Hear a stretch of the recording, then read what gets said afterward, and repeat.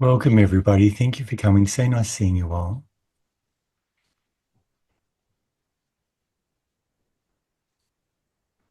Been enjoying this series of Dhamma talks. Mm. Today we'll continue to talk about Vedana, but we'll also learn to understand how to work at it with it using the MIDL method. Start to look into that. Mm. Especially with looking a bit deeper into the Goss formula and the effect that it actually has on Vedana within the mind. I enjoyed the quotes from Ajahn Chah so much. I was just saying to Linda, even though she's on silent retreat, that I would have loved to have studied under Ajahn Chah. Just resonate with, these quotes or things in his books. But then you never really know somebody until you're around them all the time, do you? Mm. So let's start off with this short quote here. Remember, you don't meditate to get anything, but to get rid of things. We do it not with desire, but with letting go.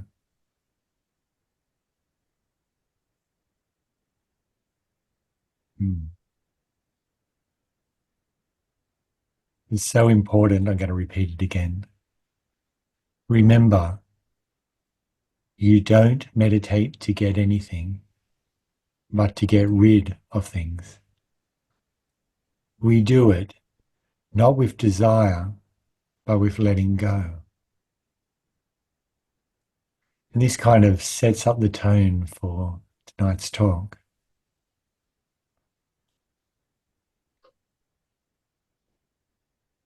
Mm.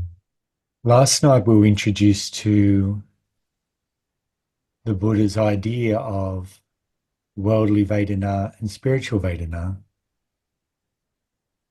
See clearly mentioned in the Satipatthana Sutta, very clearly, separated into two groups. So let's open with that first, and then we're going to take it from there, but we're going to go into a different direction to what we went last night. Kind of. It all fits together. The Buddha said, when experiencing a worldly, pleasant feeling, the meditator knows I'm experiencing a worldly, pleasant feeling. When experiencing a spiritual, pleasant feeling, the meditator knows I'm experiencing a spiritual, pleasant feeling. When experiencing a worldly, unpleasant feeling, the meditator knows I'm experiencing a worldly, unpleasant feeling. When experiencing a spiritual, unpleasant feeling, the meditator knows I'm experiencing a spiritual, unpleasant feeling. When experiencing a worldly, neither pleasant nor unpleasant feeling, they know I'm experiencing a worldly, neither pleasant or unpleasant feeling. When experiencing a spiritual, neither pleasant nor unpleasant feeling, the meditator knows I'm experiencing a spiritual, neither pleasant nor unpleasant feeling.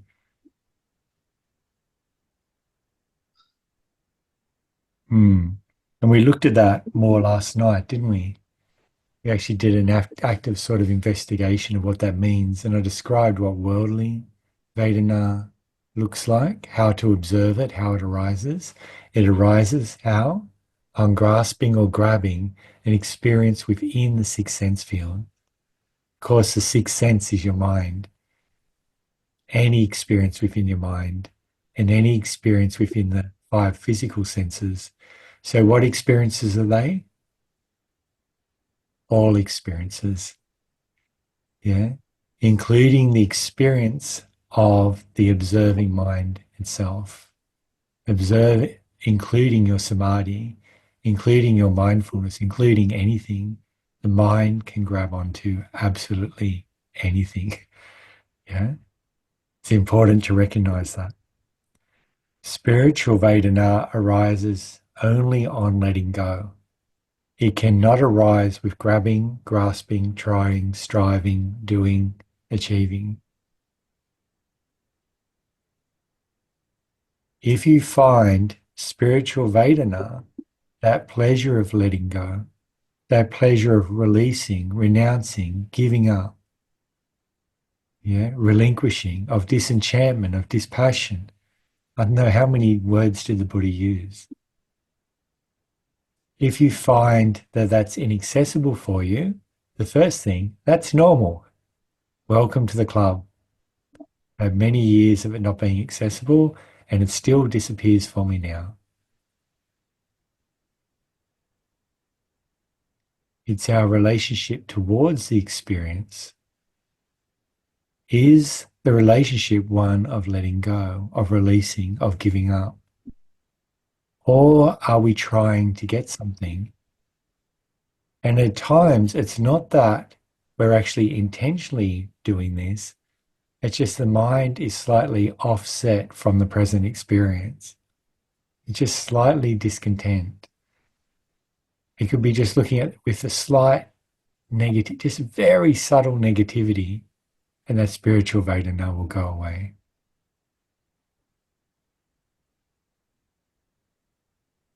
Mm. And in the sharing and discussions and also in interviews, many of you have shared this with me.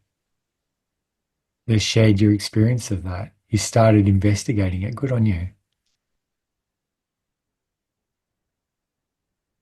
Started to understand the three types of Vedana and also understand the difference between worldly and spiritual. And so it'd be very hard to walk the path if we don't understand the difference between these two. Yeah. So worldly Vedana we can become addicted to. And the way it's set up, it's very easy to become addicted to it. But spiritual Vedana, you can't get addicted to. So in the questions and answers with Visakha and Dhammadina, Visakha asked, does the underlying tendency to attraction underlie all pleasant feeling? Does the underlying tendency to aversion underlie all unpleasant feeling? Does the underlying tendency to ignorance underlie all neither pleasant nor unpleasant feeling? And Dhammadina replied, the underlying tendency to attraction does not underlie all pleasant feeling. The underlying tendency to aversion does not underlie all unpleasant feeling. The underlying tendency to ignorance does not underlie all neither pleasant nor unpleasant feeling. And in this case, we're talking about spiritual Vedana. Yeah. Vedana that's arising depending on the heart and mind letting go. Why can't we become addicted to it? Because as soon as your mind tries to grasp it, it's gone. You can't repeat it again and again. On sensory objects, the mind grasps it and it's gone, but it can repeat that grasping again and again to get that feeling. But when it's based on letting go, releasing, relinquishing, giving up, and the mind tries to grab, it's gone. It can't get it again. You'll get really dry. You'll feel like you can't find pleasure and enjoyment in your meditation. It will disappear. If you can understand that little game that's being played there, you understand how to get it back again. Mm. Mm. So let's develop some joyful presence. Ah, look at that smile when I said that, Paula. Okay, wonderful. Just be aware of the world around you. And what we're going to do here is we're going to be observing spiritual, pleasant Vedana. It's very easy to find as long as we're letting go. Now take some softening breaths and gently soften, relax your body, as in skill 1. And as you do this, be aware of the Satipatthanas. Notice the elemental quality of your body as it relaxes with the breath. Can you feel that?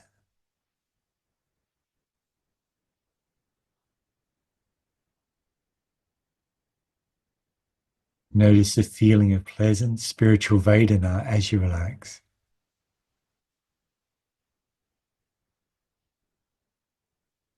It's like a mist that goes through those elemental qualities.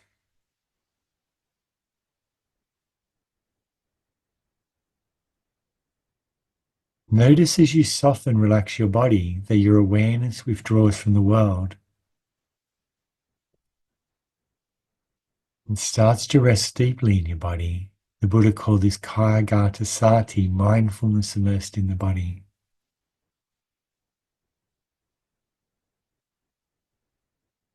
You can release that breath now and just relax.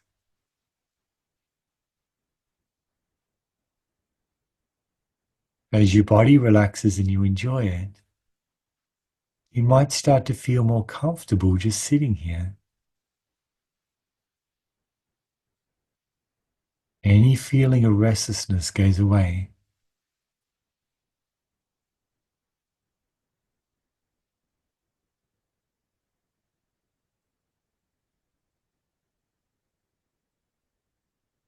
As your body relaxes and you enjoy it, you clearly comprehend that relaxation. Your mind will start to relax. Skill 2. It begins to relax its interest in the world. It begins to relax its interest in past and future. Allow a few slow breaths out through your nose. Relax your eyelids.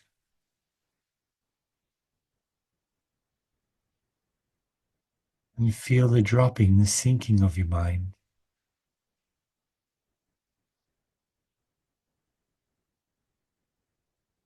Notice your interest in past and future fade.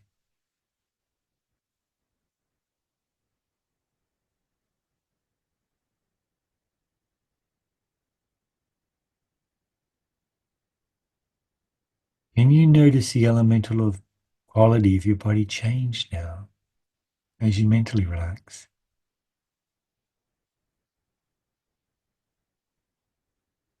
And the spiritual Vedana grows. And awareness fills your whole body like water filling a jug, touching all parts.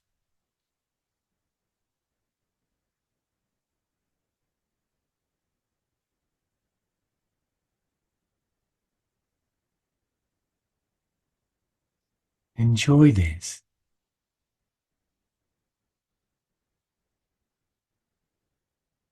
It's like swimming in a beautiful pool in summer in this cool water of the pleasure, the spiritual pleasure of relaxing, of letting go.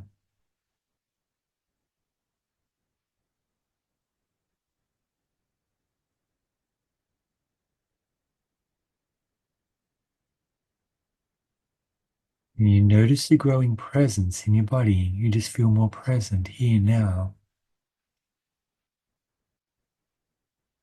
Skill free.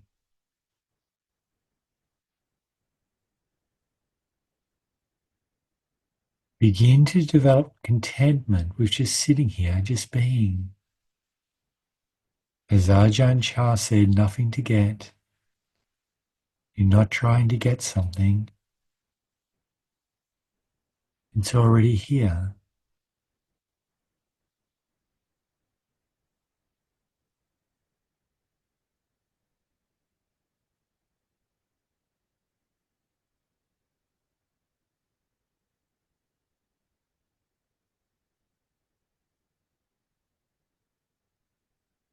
Relaxing your eyes and smiling from your heart through your eyes.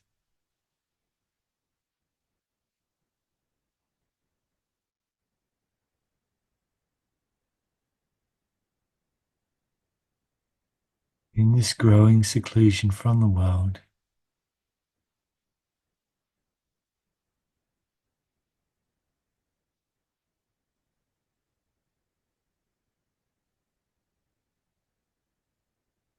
in the growing presence of your body,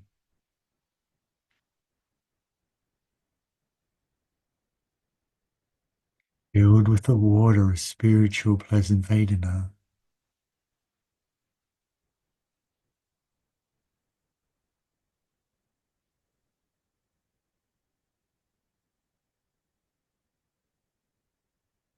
Now bringing that smile from your eyes, from your heart into your body, relaxing into it, letting yourself sink into it like you're sinking into the water of the pool.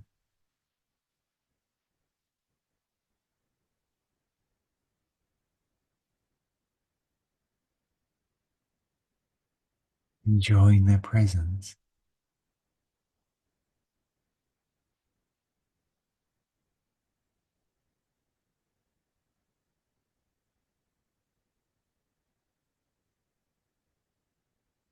Completely letting go.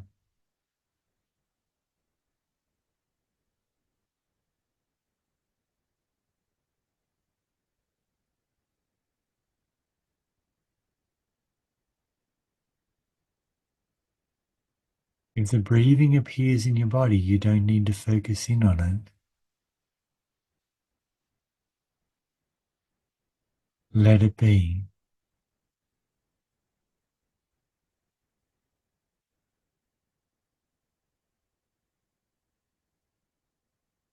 Whatever arises, just let it be.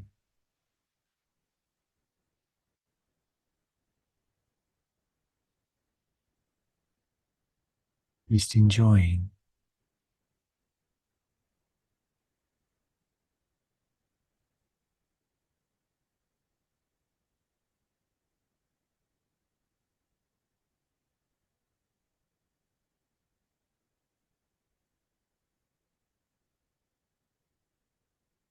As you feel that gentle stretch and relax in your body of the breath,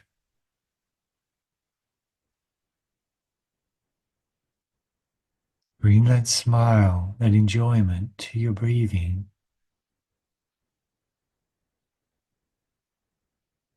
Can you notice breathing is just movement of your body?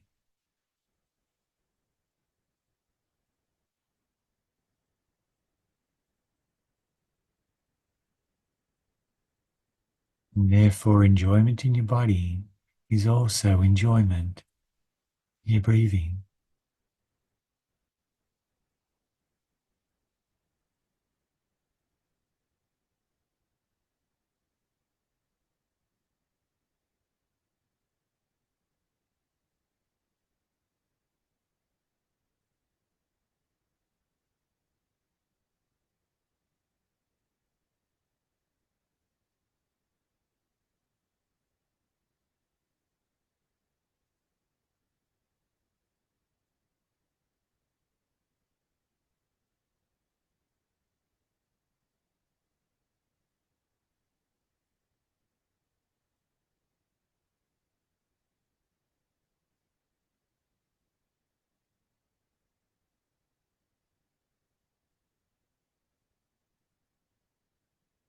Your mind wanders off, just seeing your mind like a little puppy running off to play.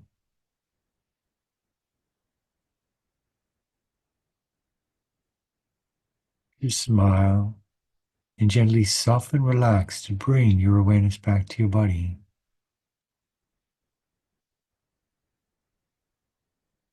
Returning to the presence of your body, your breathing again.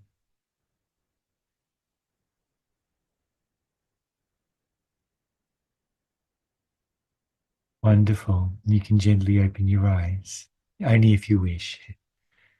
And so now see through relaxing, letting go, just being very aware of the presence of your body when whether you can actually maintain that through the talk. It's not a difficult thing to do. It's just noticing, relaxing.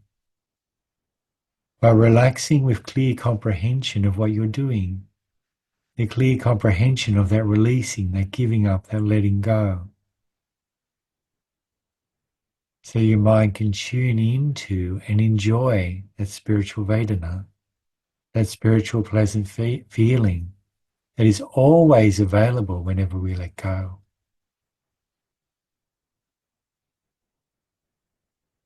This is our home. The Buddha called it Viharati, our dwelling place. Mindfulness of our body.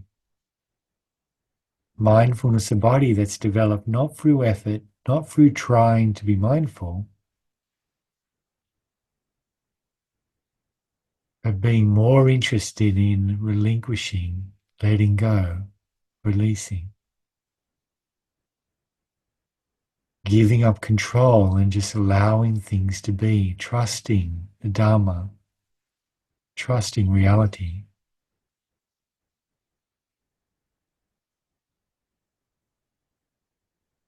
So in this way you can see how you can bring spiritual Vedana and the enjoyment of letting go to your meditation object, if it is the breathing, for example. Or if it's the body, then we know how to bring it to that. We might be meditating on touch, for example. But when we bring that spiritual Vedana to our meditation object, why would the mind want to go off to something else? Here is a pleasure that it can drink as much as it wants, have as much as it wants, and it can never, ever get addicted to it, and it never gets tired of it. It's always satisfying. It has a satisfying feeling to it. Yeah? Where dukkha has an unsatisfied feeling to it, sukha has a satisfying feeling to it. And we're seeing the very early stages of cultivating that. Of course, as the mind becomes more secluded from the hindrances and the samadhi around the awakening factors develops, the sukha and the piti become much stronger. But we can still see the pleasure in the body and mind, and the feeling of happiness, contentment, joy that starts to build through consciously relaxing and letting go, with clear comprehension of what it feels like to do that. And that's really important, with clear comprehension of what it feels like to relax and let go, not just relaxing and letting go.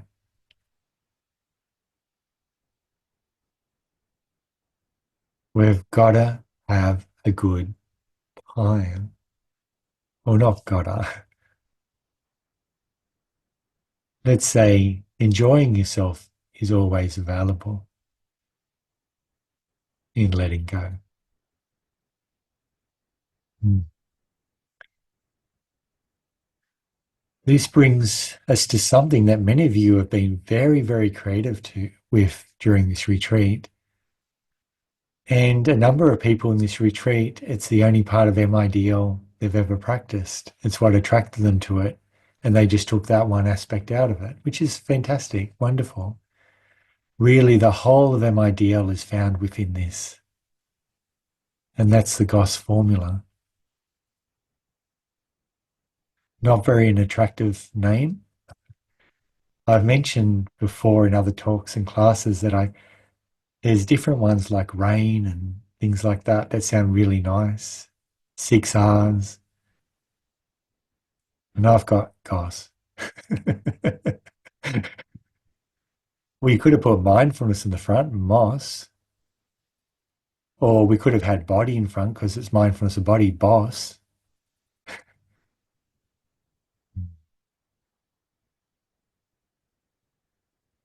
But as we get to understand Goss, we understand that even looks a bit rough on the outside with that name, it's actually very gentle and kind. It's very beautiful on the inside. And it starts out very gross when we learn it by taking breaths, big breaths in our body when we start. What's all this kind of yoga, qigong sort of stuff we're doing in the beginning? But then as we learn to relax with our breath, we can gradually let it go. We come down to the natural breath. And then relaxing, letting go becomes a natural tendency of the mind, the heart, and the body. It's like the dog is being trained to relax now, and it no longer needs to be instructed on how to do it. But in the beginning, we need to instruct it, and that's why we start off with the slow breaths in the belly in MIDL and the breathing up into the chest. It's a training method to point towards the spiritual pleasure of relaxing, letting go. But of course, to learn that, we're given something to do because that's all we understand in the world. Don't say, "I just relax," and people go, "What?" Just let go. What? So we start off with this really physical sort of engagement with our body in the beginning, which does have a calming effect on the stress response. But then we let go of that. There's a natural letting go of it that comes about. Oh, does it? Oh, well, that's handy. Thank you for sharing that. Yeah. So it was a smart choice of word then. Fantastic. Linda's wondering, oh, there was just in another language, Goss means dog. So it was really good. I like that. And Linda means beautiful. And they're both correct, both of them. Yeah. So, yeah, we start off by controlling the breath and everything, but it's important to gradually soften, relax, let go. Yeah. Yeah. And that word savor. Yeah. It was brought up to me in an interview, savoring the experience, really enjoying it, taking your time in it, no rush, no hurry. Yeah, I love that. I actually wrote that down.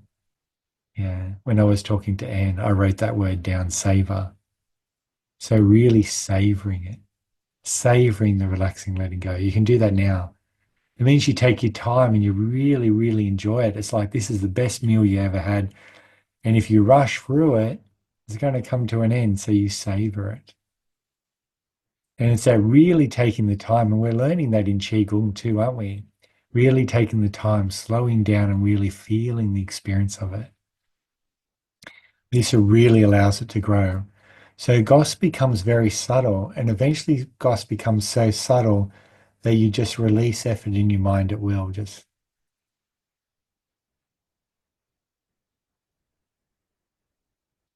there's no breathing, there's no control. It's just pure letting go of effort in the mind and body. Pure. So this brings us into the use of the Goss formula if we look at it. So Goss stands for ground, observe, soften, smile. So ground stands for the experience of our awareness as it returns to our body when we soften, smile. When we soften, smile, and enjoy that returning awareness. Awareness feels grounded. It's like we feel more in our body and less in our intellectual mind. It's like we feel more connected to this earth, and it's like we feel more here. And this grounding point can only be developed by soften, smile, by softening, relaxing, letting go, and smiling and enjoying it. So Goss, which stands for dog, is like that dog running in a circle chasing its tail. It's a circle. Did you see what I did then? That was pretty good. Yeah. So it's like it's running around. Goss is circular. There is no beginning to Goss. If it's actually going to begin anywhere, it will be with soften, smile. But there'll be, how would that be? That'd be Sagat. Doesn't work. Or maybe at observe. Osc, but no. No, it wouldn't be but, it'd be gut. Oscar. Yeah. So we'll settle for Goss. But it really soften, when you soften, relax, let go, awareness returns to your body. When you smile and enjoy it, it establishes you feel grounded. If you smile and enjoy that letting go, enjoy the spiritual Vedana that's available there, the spiritual Vedana will grow. And you can do that now and see it grows. It's so simple. It grows within you and the presence establishes effortless presence. None of this trying to hold mindfulness throughout the day. You understand this, you keep it throughout the day by enjoying relaxing. Why not do all the stuff you have to do throughout the day in a relaxed way? Why do we have to tense up and tighten and struggle and fight? Why not be relaxed? Can you think of anything that isn't more enjoyable if you're relaxed?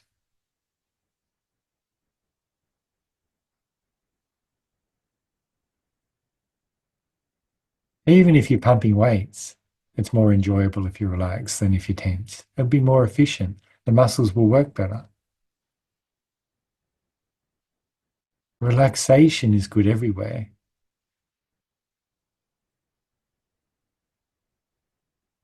And so is the spiritual Vedana available within it. When it's done with mindfulness, when it's done with clear comprehension, and it's done with curiosity. Once we've grounded like we are now, I call this the MIDL viewing platform. And a viewing platform is like a tower. Maybe the firefighters have a viewing platform, a tower they put up in the forest. They can climb up the top of that tower and they can look out over the valley. And from that tower, they can observe everything that's going on. Yeah. In the same way, from this grounding in our body, what we've actually done is we've developed a samatha object. Samatha object. We've developed relaxation that starts to develop into calm. As it gets stronger, you'll enter calm abiding. As it gets even stronger, you'll enter tranquility. As a number of you actually did really efficiently during the retreat too. Well done. This is a time now for sympathetic joy, guys, not jealousy. Careful. Speaking what I remember my own mind when I'd be on retreats and thinking, well, it didn't happen to me. Each of us, our mind produces the lesson that each of us needs to learn. We're all exactly where we need to be. Don't try to be anywhere else. Whatever your mind is producing, whatever's happening now, is the lesson you need to learn now. That is the lesson. Don't fight the lesson. Understand the lesson. Pass it. When you pass it, your mind will produce a new one. It's just how it works. So from this grounding platform, we can observe. Since when you soften, relax, let go, awareness return to your body. Do it again. Notice you could do this 1,000 times. And every time you soften, relax with clear comprehension of it, awareness withdraws from the world and immerses in your body. It's highly repeatable. When we see something repeat like that again and again, then we go, there's a pattern within experience reality that I can see. I see the beginning of idappaccayata, specific conditionality. I can see it in that.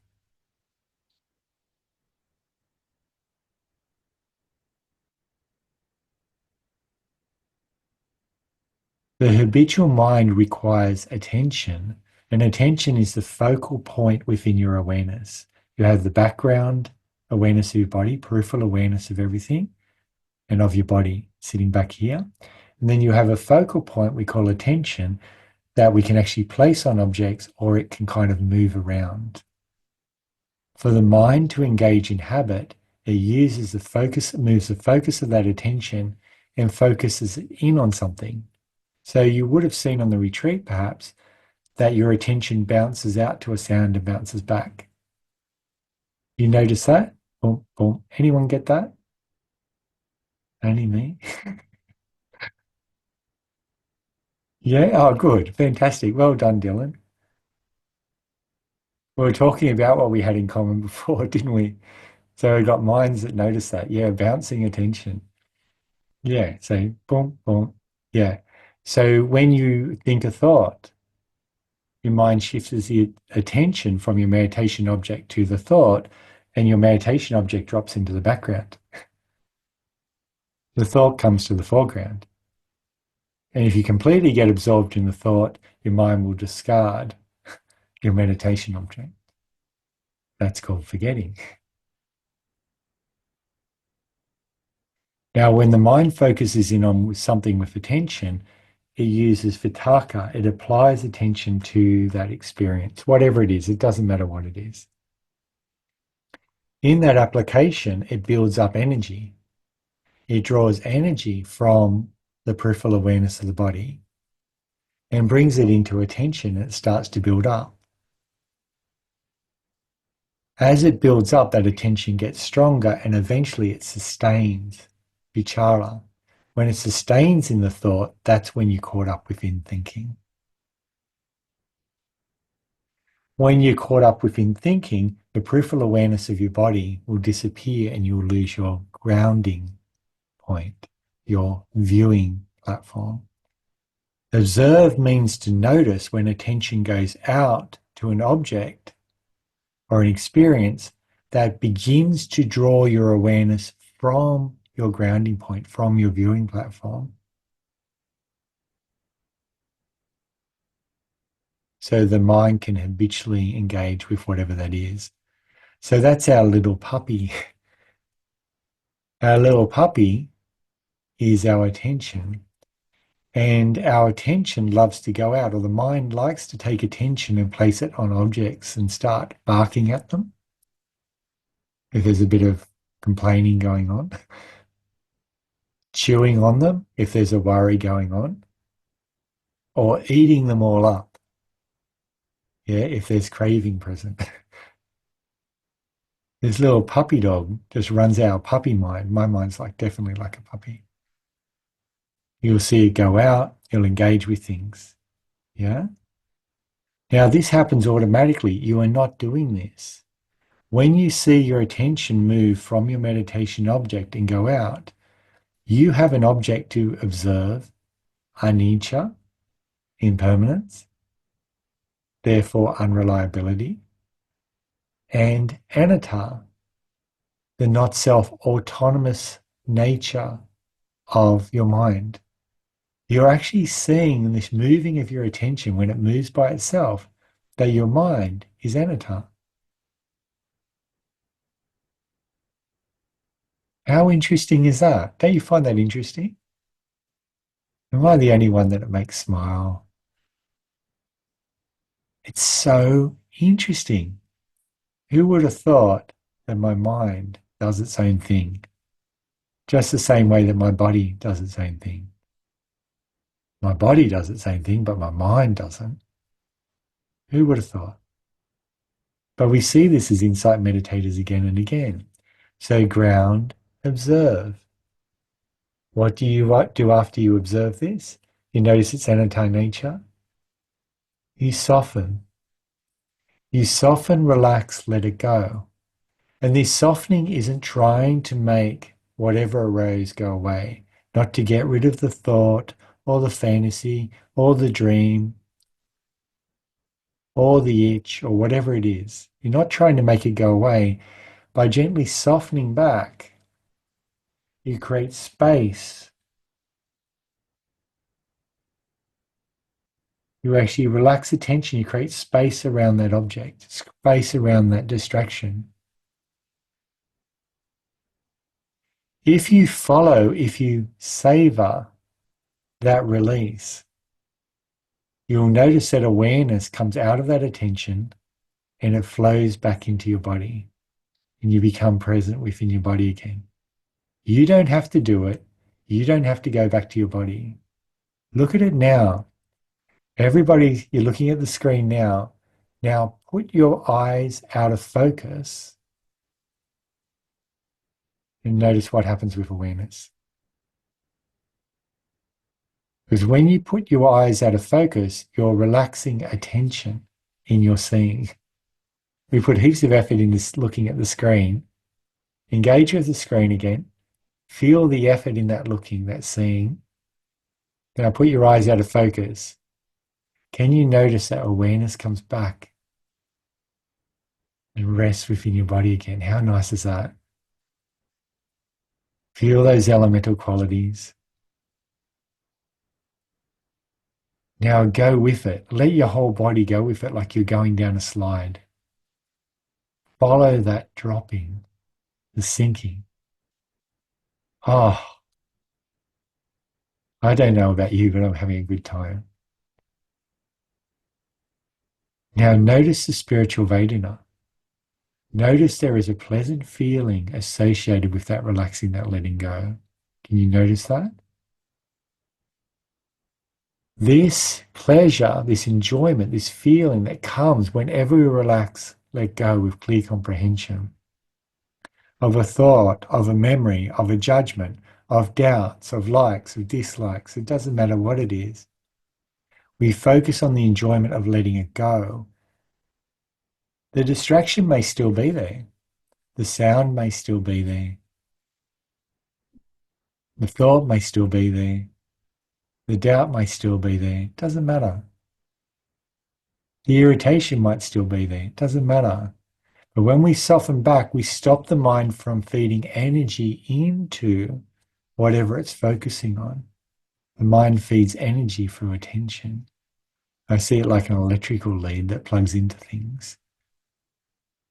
So when we soften, we stop feeding it. Yeah. When the awareness comes back to the body, then we smile and we enjoy it. Why? Because when our mind lets go, it goes, let go to where? We give it a place to let go to that's enjoyable, that has a pleasure that the mind can enjoy, a reward for the mind for releasing, for letting go, for giving up. And that's spiritual Vedana. There's a famous quote where the Buddha said, "Why am I afraid of pleasure?" So pleasure that isn't related to sensual pleasure. He's talking about spiritual pleasure. And he said, "I am not afraid of pleasure." During his ascetic practices, he was also trying to escape from this. But then he realized, no, actually, this is the path. This type of pleasure you can't get addicted to. It's not possible. As soon as you're addicted to it, for even a second, you'll strive to try to get it, and you'll never get it again until you release that craving. Can you see how beautiful that is, that the Buddha noticed this? I'm not saying he did MIDL. I'm just saying noticing spiritual Vedana, that there's a difference there. I would have loved to have met him and sat down. I'd love to spend a lot of time just sitting down, just having a chat. Problem is we wouldn't understand a word each other says. But anyway, it'd still be nice to be around him and just be there. Yeah, I'm sure he knew many different languages, including English, Australian English. But can you see that? So this is really, really important. As insight meditators, we also have spiritual unpleasant feeling, And that comes when the mind clearly, when the perception of the mind swaps from things or experiences to the characteristic of those experiences. And the characteristic of those experiences is anicca and anatta. Yeah. So the mind, at some stage in insight, switches from seeing a thought to seeing that a thought comes and goes, from hearing a sound to focusing on the coming and going of that sound. It starts to focus on the verb of the sound rather than the noun. It focuses in on what the sound does rather than what the sound is. So sound comes and goes by itself. The sound of my voice now is coming and going by itself. And as we become more accurate with this, we start to notice the ending of things, ending of thoughts, ending of sounds, ending of sights, smells, tastes, sensations in our body, thoughts, memories, judgments, views. At higher level, we actually see awareness strobing and see the ending of awareness.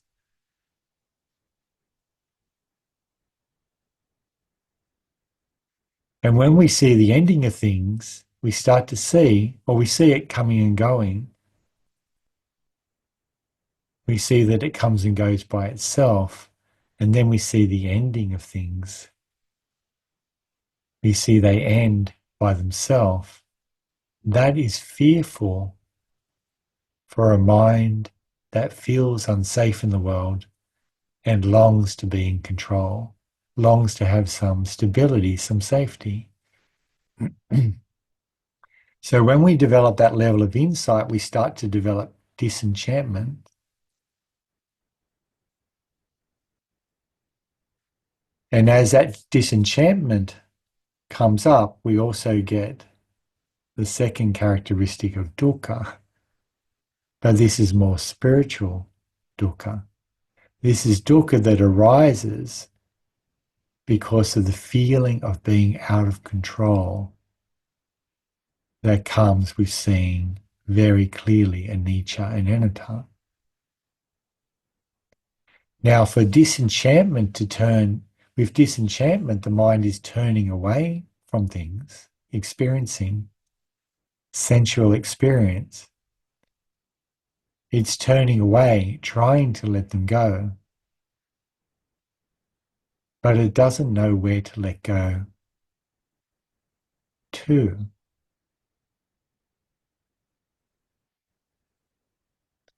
So the mind feels like me on top of a roller coaster.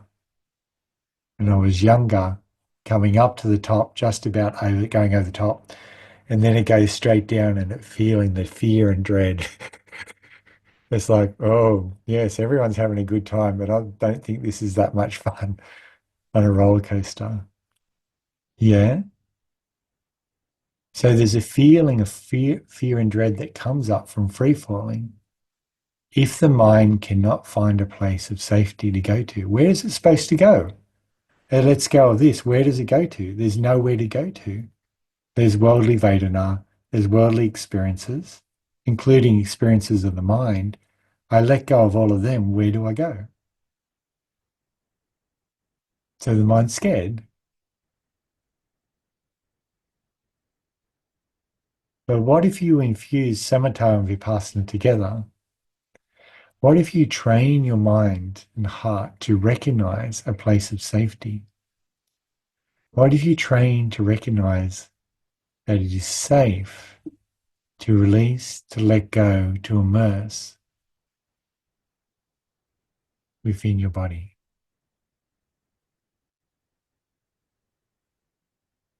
And that kayagata sati, mindfulness immersed in the body, is safe.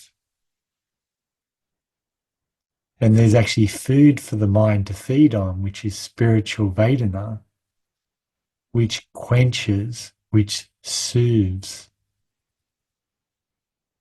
which relinquishes dukkha vedana, unpleasant spiritual feeling. And it even takes the edge off worldly unpleasant feeling. I know that from times when I've been very sick. Spiritual Vedana significantly lowers worldly unpleasant Vedana. Significantly.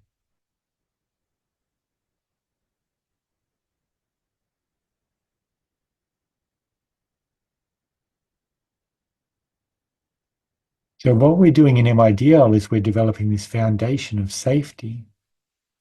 Is safety found in relaxing and letting go by teaching the mind to recognize and find enjoyment in and feel safe within the pleasure of letting go. Feel safe in giving up. Yeah. Feeling safe in releasing.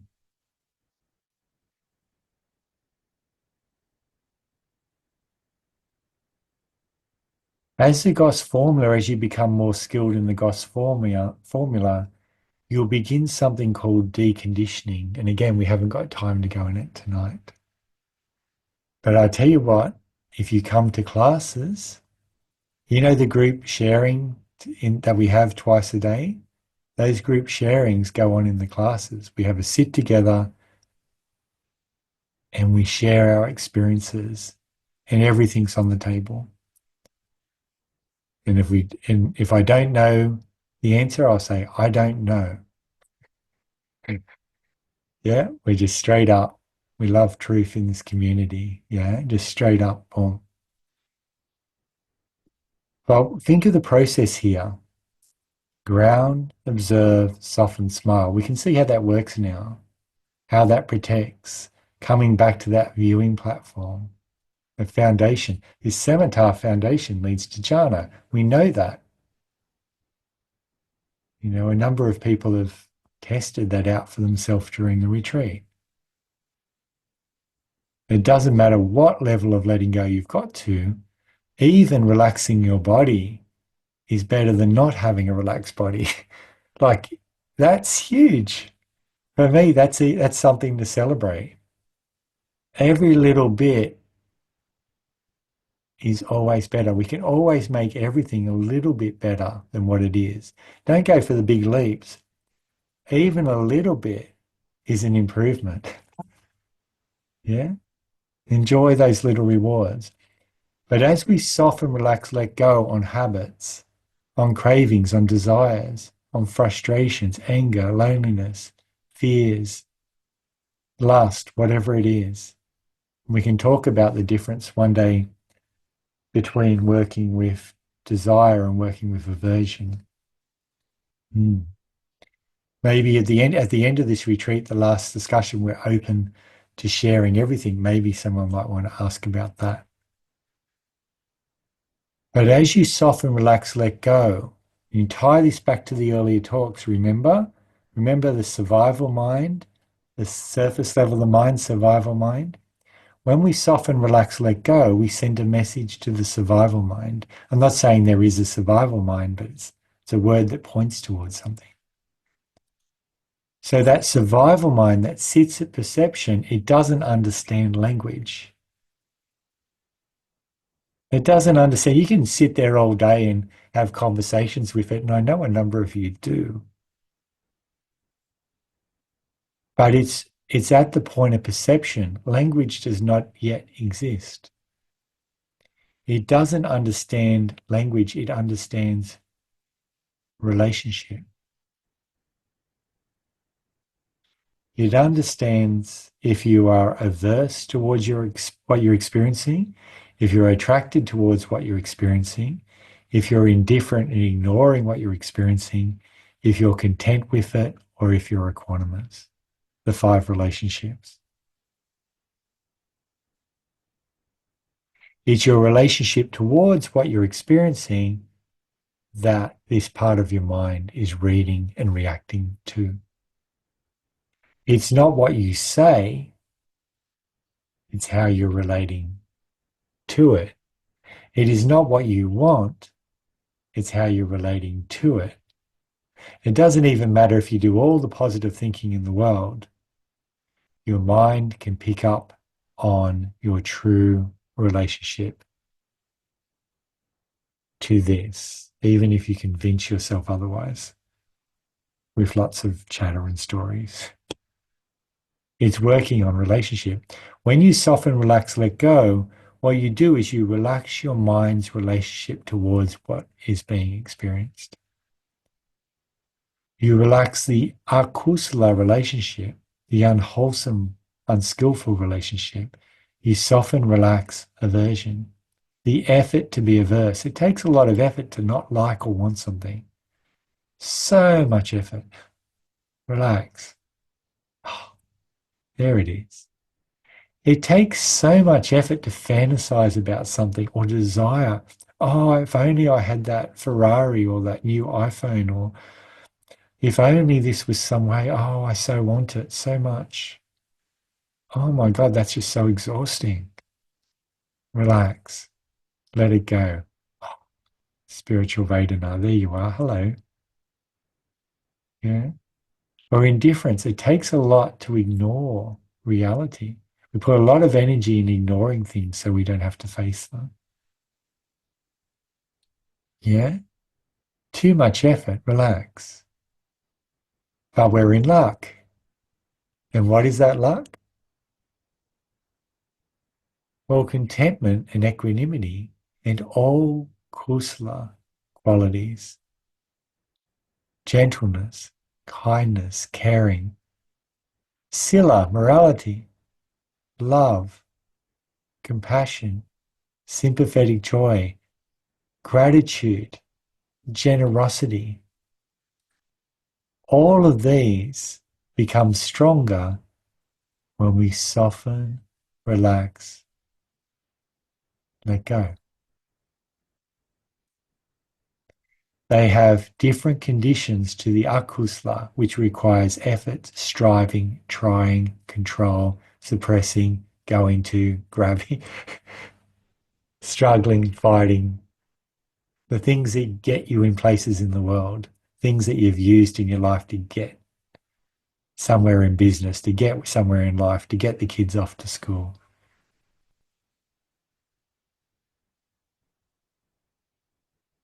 The wholesome and the skillful arise only in letting go. They're expressions of letting go.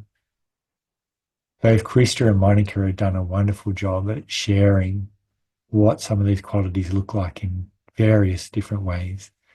This is one of the beauties of having three different expressions of human beings, so unique and different in their own way.